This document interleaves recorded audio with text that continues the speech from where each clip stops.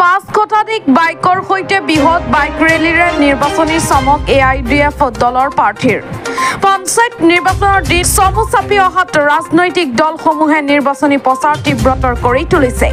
তেনে সময়তে আজি 4 নং বগৰীগুৰি গাঁও পঞ্চায়তৰ আঞ্চলিক পঞ্চায়ত সদস্য শেখ সাজ্জাম হুছেইনৰ নেতৃত্ব আৰু 1 নং মাহতলী জিলা পৰিষদৰ সদস্য পদৰ প্ৰাৰ্থী নুৰ আলম খান 5 শতাধিক বাইকেৰে বৃহৎ ৰেলী উলিয়াই ভোটাৰক আকৰ্ষিত কৰি তোলে।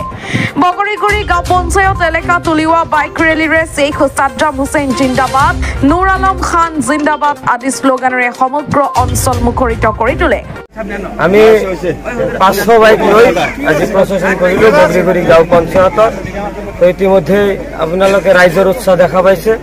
7 তাৰিখে নিৰ্বাচনত আপোনালোকে ফলাফল পাব।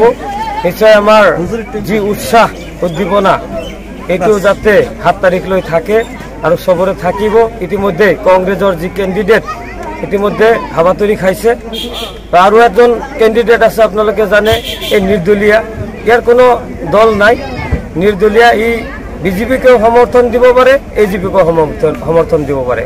গতিকে মই ৰাইজক অনুৰোধ জনাইছো এইবিলাক নিৰ্দলীয়া বিজেপি AGPক সমৰ্থন নিদি আপোনালোকে তলা চাবিৰ ছবিত ভোট প্ৰদান কৰি আমাক এবাৰ সুযোগ দিয়ক। আমি ৰাইজৰ লগত থাকিম, ৰাইজৰ কাম কৰিম আৰু ৰাইজৰ সুখে দুখে সকলো সময়ত কাষত পাব ইনশাআল্লাহ।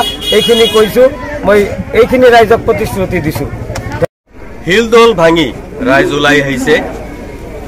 ৰাইজৰ স্বতঃস্ফূৰ্ত সঁহাৰি দেখি আমি নথৈ আনন্দিত হৈছো। আজি আমাৰ ৰেলীটো আছিলে বগৰীগুৰি গাঁও পঞ্চায়তত। হাজাৰ হাজাৰ ৰাইজ ওলাই আহিছে। এইবাৰ চমৰীয়া সমষ্টিত কংগ্ৰেছ মুক্ত কৰিব।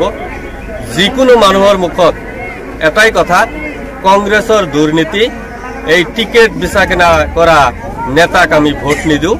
এইবিলাক প্ৰতিনিধিক আমি এতিয়া প্ৰত্যাখ্যান কৰিছো। গতিকে এইবাৰ পঞ্চায়ত নিৰ্বাচনত কংগ্ৰেছ মুক্ত হ'ব গৈ আছে। মানুহৰ যিটো সঁহাৰি আমি আশাবাদী।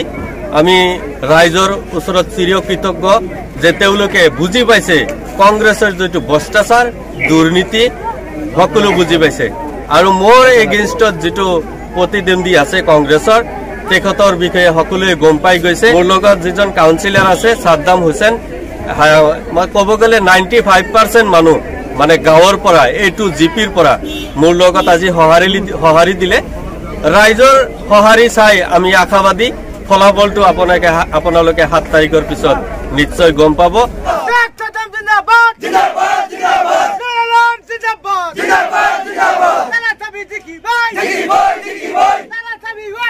Let's